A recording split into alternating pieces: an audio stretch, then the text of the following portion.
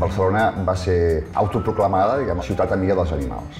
I hem de posar-hi mitjans per millorar el benestar animal, per millorar la convivència entre persones i animals i, sobretot, per promoure una tinença responsable i promoure l'adopció.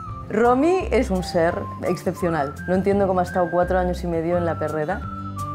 Hi ha moltes hores del dia, en molts llocs de la ciutat, on els gossos deslligats no generen cap problema.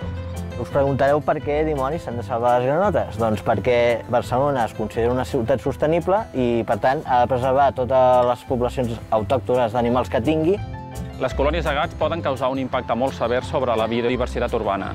Estem donant una formació als voluntaris que ja estan gestionant les colònies de gats respectuosa amb l'entorn i la gent de Barcelona. Pet friendly vol dir que es prioritzen mesures per tal de millorar aquesta convivència i per tal de millorar el tracte amb els animals.